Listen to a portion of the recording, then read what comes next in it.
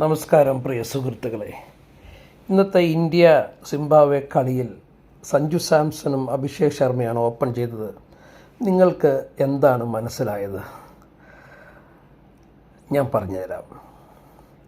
സഞ്ജു സാംസണെ ഇട്ട് തട്ടിക്കളിച്ചുകൊണ്ടിരുന്നത് അവസാനിച്ചിരിക്കുകയാണ്. സഞ്ജു സാംസൺ ഇന്ത്യൻ ഓപ്പണറായി, ഒന്നാം നമ്പർ ഓപ്പണറായി ഈ വേൾഡ് കപ്പിലേക്ക് തിരഞ്ഞെടുക്കപ്പെട്ട വ്യക്തിയായിരുന്നു. പക്ഷേ അവനെ തട്ടിക്കളിക്കാൻ എന്നിട്ടും മാനേജ്മെൻറ്റിലെ ചില ആളുകൾ പലതരത്തിലുള്ള കാര്യങ്ങൾ ചെയ്തു നോക്കി. മേളിലിരിക്കുന്ന ദൈവം അവൻ്റെ കൂടെയുണ്ട്. ഇന്ന് അവൻ ആ 24 റൺസ് എടുത്ത് കഴിഞ്ഞ് പൗലിനിലേക്ക് ചെല്ലുമ്പോൾ മോനേടാ തമ്പുതാടാ എന്ന് പറഞ്ഞ് ഗംഭീറാണ് കൈമുട്ടിക്കുന്നത്.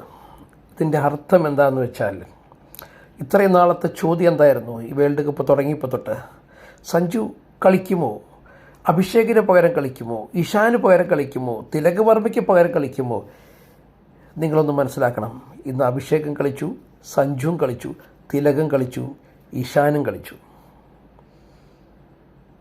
അപ്പോൾ സഞ്ജുവിൻ്റെ പ്ലേസാണെന്ന് തിരിച്ചു കിട്ടിയത്. അതുപോലെ അവൻ്റെ കീപ്പിംഗ് സ്ഥാനവും. ഇതിന് ദൈവത്തിനും നന്ദി. അവനോട് ഇതുവരെ കാണിച്ച അനീതി ഇനി തുടരാതിരിക്കട്ടെ. നിരന്തരമായിട്ട് അവൻ അവസരം കിട്ടട്ടെ. സെൽഫ്ലെസ്സായിട്ട്